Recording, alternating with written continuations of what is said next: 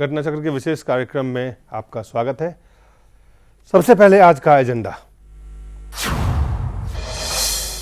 कब तक सियासत और सत्ता के लिए धर्म के आधार पर बंटता रहेगा देश? बड़ा सवाल, बंटवारे की सोच के खिलाफ क्यों नहीं खड़ा हो पा रहा है देश?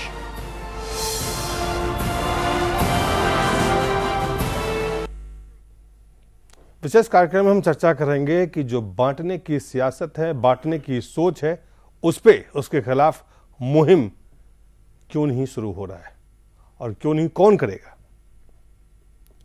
सबसे पहले बता दें, हमारे साथ आज कई विशेष मेहमान हैं स्टूडियो में। डॉक्टर शकील अंसारी साहब हैं, सदस्य हैं ओबीसी आयोग के। नियाज फारूकी साहब हैं, सचिव है जमीयत उलमा हिंद के। डॉक्टर तस्लीम रहमानी साहब हैं, सचिव है वेलफेयर पार्टी ऑफ इंडिया के। शिवाजी सरकार हैं, प्रोफेसर रह चुके हैं आईएमसी में और वरिष्ठ पत्रकार हैं। भूपेंद्र धर्मानी साहब हैं, वरिष्ठ पत्रकार हैं। और पुष्पेंद्र कुलश्रेष्ठ हैं, वरिष्ठ पत्रकार हैं। हमारा अनुरोध है, हम तमाम जो हमारे मेहमान हैं उनसे हम गुजारिश करते हैं कि वो 60 सेकंड में पहली अपनी बात कहें कि जो बंटवारे की सियासत है इस देश में वो कौन कर रहा है और क्यों हो रहा है, सिर्फ एक मिनट में वो बताएं। स्टार्ट करेंगे शकील साहब से। देखिए, बंटवारे की जो सियासत है वो एक राजनीति से अगर हट के कुछ कहा जाए तो ये राजनीति का एक देन है। लेकिन अब बंटवारा किस तरह का, इसको भी सोचना पड़ेगा। समाज हमारा सदियों से बटा हुआ है, कोई आज नहीं बट रहा है। आज आप कह रहे हैं कि बंटवारा, तो हिंदू समाज मनुस्मृति के बाद से जो डिवीज़न ऑफ लेबर के बेस पर कई भागों में बटा रहा, उसमें कई लोगों को बहुत सारी सुविधाएं उपलब्ध होती रहीं और कई लोग इंसानियत की ज़िंदगी गुजारने के लिए भी मजबूर रहे। तो जमहूरियत में उन समाज को ऊपर उठाने के लिए एक लक्ष्य तय किया गया, उनको आगे लाने की बात की गई। अब उनको आगे लाने की बात करती हैं तो आप कहते हैं कि समाज बटा हुआ है। इसी तरह से इस्लाम के अंदर कोई जात पात की गुंजाइश कहीं नहीं है, लेकिन हिंदुस्तान के समाज में पूरी वर्ण व्यवस्था जिस तरह से हिंदू सोसाइटी में वैसी मुसलमानों के अंदर भी पाई जाती है, तो यहां भी बंटवारा है। इसी तरह से आप चले जाइए, बौद्धों के अंदर भी जो धर्म के आधार पर नहीं लेकिन उनके अलग रिलीजियंस पॉइंट पर बंटवारा है। क्रिश्चियन के यहाँ बंटवारा है। सभी धर्मों के अंदर इस तरह के बंटवारे देखे जा रहे हैं, जो दो बुनियाद पर, एक रिलीजियस बंटवारा है, कई ख्यालात के बेस पर, थॉट ऑफ स्कूल के बेस पर, और कई जगह ये कास्ट के बेसिस पर, वर्ग के बेसिस पर समाज में उन्नति प्राप्त करने की उद्देश्य की बेस। जी यस साहब, ये बंटवारा को जिसके कंटेक्स्ट की वजह से इसका पूरी बात चेंज हो जाती है। अगर हम इस बंटवारे को इस कंटेक्स्ट में लें कि एक कम्युनिटी इस तरह डोमिनेट करती है कि दूसरी कम्युनिटी का एक्सिस्टेंस ही नहीं होता है, वो सामने ही नहीं आती, तो कोई बंटवारा नहीं होगा। ये तो एक तरह के, अगर आप अपने मुल्क को देखें तो आज हम लोग ये आज़ादी के बाद जहाँ तरक्की करके जहाँ पहुँचे हैं, तो उसका एक पॉजिटिव पहलू भी है कि हम समाज के जो भिन्न भिन्न वर्ग हैं उन सब की आइडेंटिटी और उनके सब प्रॉब्लम्स जो हैं सामने आए, तो इस वजह से एक तरह का बंटवारा नज़र आता है। इस हद तक तो ये बंटवारा पॉजिटिव चीज़ है। लेकिन जब बंटवारे को हम दूसरे कंटेक्स्ट में लेते हैं कि ये नफ़रत के लिए और एक दूसरे के ऊपर अपने डोमिनेशन के लिए या दूसरे का हक छीनने के लिए, तो ये चीज़ नेगेटिव है। फिर हमको इस दोनों चीज़ों को हमें एड्रेस करना है। अब अगर हम बिल्कुल बंटवारे का बिल्कुल इनकार ही करते हैं कि नहीं बस एक ही तरह, अब यही सोच हमको देखने में आ रही है कि एक पार्टी है वो कहते हैं नहीं बस एक ही चीज़ चलेगी, हिंदुत्व चलेगा और कुछ नहीं चलेगा। किसी की कोई आइडेंटिटी नहीं है, कोई शनाख्त नहीं है, कोई कम्युनिटी नहीं है, ना किसी के कोई राइट्स है, बस जो है बस एक कम्युनिटी का वो चलेगा जी। अगर ये मफहूम है तो भाई देखो तो बंटवारा ज़रूर होना चाहिए। लेकिन अगर बंटवारे का ये मफहूम है कि नहीं सबको मिलना नहीं है बल्कि किसी एक को, तो ये दोनों तरह से हमको इस चीज़ को एड्रेस करना चाहिए, वरना हम हमेशा गलत नतीजे पर पहुँचेंगे। धर्मानी साहब, देखिए मुझे लगता है कि मैं शकील भाई की साफगोशी को उनके लिए उनको बधाई देता हूं कि राजनीति की देन है। राजनीति की देन क्यों है कि जिस प्रकार एक पर्टिकुलर कम्युनिटी को प्लीज करने की पॉलिसी शुरू से चलती आ रही है, उसका परिणाम है कि आज देश इस कगार पर आकर खड़ा हो गया है। मैं ये पूछना चाहता हूं कि जिनका नाम लेकर, जिस वोट बैंक को पलोसने के लिए सत्ता में रहने वाली पार्टियां बार बार अपनी पॉलिसीज में, अपनी जितनी भी उनकी भाषण हैं उसमें इनके वेलफेयर के, इनके कल्याण की बातें करती हैं, क्या 67 ईयर 67 साल इस देश को आज़ाद हुए हो गए, उसमें से 57 साल राज करने के बाद भी क्या आज उस वर्ग को जिसको इन्होंने रिजर्वेशन के तहत या अल्पसंख्यक कहने के साथ साथ उनको विशेष सुविधाएं देने की जो बातें इन्होंने की, क्या उनके कल्याणार्थ उन्होंने जो पॉलिसीज अपनाई, उनको जो टारगेट ग्रुप था वहां तक पहुंची? क्यों नहीं पहुंची? वहां पर नहीं वो जाते हैं। जिस प्रकार आप देख ही रहे हैं, अभी भी जो मुद्दे हैं वो मुद्दे पूरी तरह से भटकाने वाले हैं।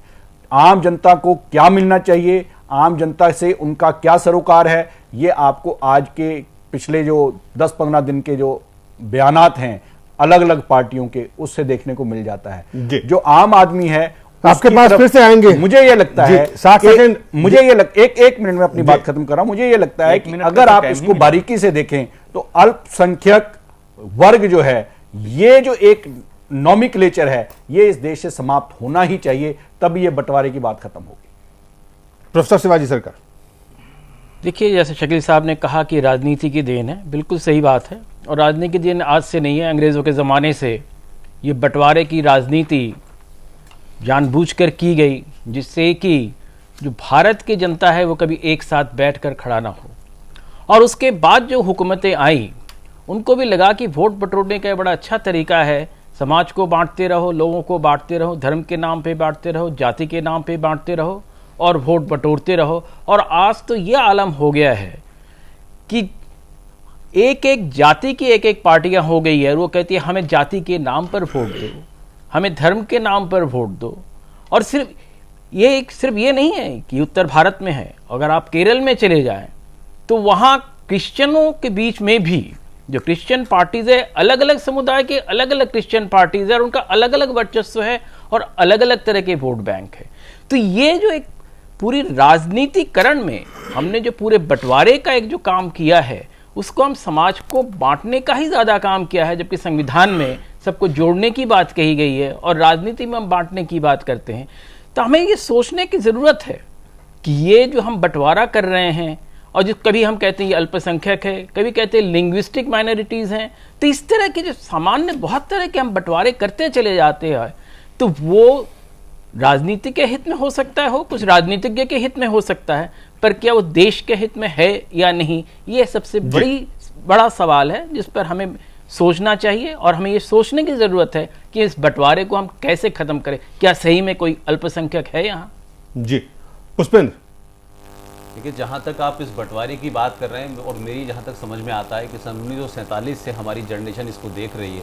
उससे पहले अंग्रेज़ों ने क्या किया और उससे पहले डच यहाँ आए, उन्होंने क्या किया, और पुर्तगालीज़ आए, उन्होंने क्या किया, और भारतीय समाज की क्या स्थिति है, भारतीय समाज कास्ट में बटा हुआ है, वो तमाम सारी चीज़ें हो सकती हैं। लेकिन हम बहुत जिस संदर्भ में आप ये सवाल आज उठा रहे हैं, मैं उसको सन 1947 से देखता हूँ। सन 1947 में ये देश क्यों बटा था? मैं पुष्पेंद्र आपके पास आता हूँ, मुझे कुछ पहले डॉक्टर तस्लीम रहमानी साहब से हम ले लेते हैं कि वो क्या इस पे उनकी टिप्पणी है। देखिए, मुझे लगता है कि बंटवारा आपने शब्द के इस्तेमाल किया है। बंटवारा का बहुत मतलब, अगर आप चाहें तो मैं एक बार फिर से साफ कर दूं कि बंटवारा का मतलब है कि जो लोग इस देश में 130 करोड़ लोग हैं, 120 करोड़ लोग हैं, 125 जितने भी करोड़ लोग हैं, अगर चाहे अशिक्षा है, भुखमरी है, बेकारी है, ये तमाम चीज़ उनकी एक समस्या उनकी एक है। अगर कहीं अन्याय है तो वो तमाम हिंदुस्तानियों के साथ हो रहा है, अगर कहीं न्याय नहीं है तो वो हिंदुस्तान के तमाम लोगों के लिए है। अगर उनको बेकारी है तो ये हिंदुस्तान के तमाम, चाहे वो किसी राज्य में रहते हो, किसी भी जगह पे रहते हो, देश में वो है।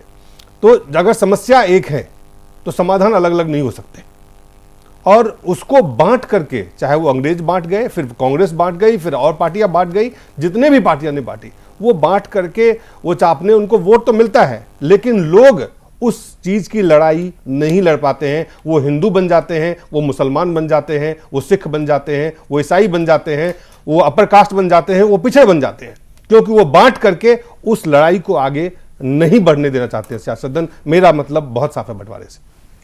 देखिए, मैं मानता हूं कि इस देश में किसी ने किसी को बांटा नहीं है। हमारा जो एग्जिस्टेंस है हमारी आइडेंटिटीज़ के साथ बहुत पुराने एंशिएंट पीरियड से रहा है।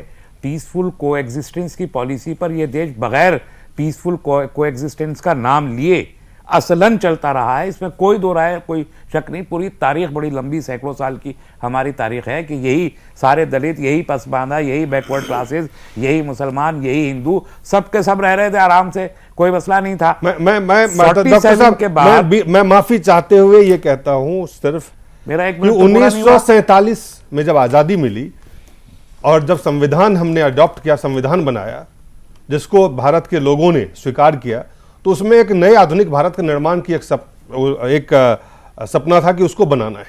तो उस एंशिएंट, उस मीडिएवल, उस चीज से निकल के इस राष्ट्र निर्माण होना था, और वो निर्माण करने की सोच लेके जो लोग, चाहे वो शहीद हुए, जिन लोगों ने आजादी की लड़ाई लड़ी, वो उस एंशिएंट व्यवस्था को नहीं कायम करना चाहते थे। वो एक आधुनिक भारत का निर्माण करना चाहते थे। और इस आधुनिक भारत के निर्माण में जो संविधान है, जो राष्ट्र है, उसमें जो लोग रहते हैं, उसकी समस्याएं क्या अलग अलग है, उसकी पहचान क्या अलग अलग है।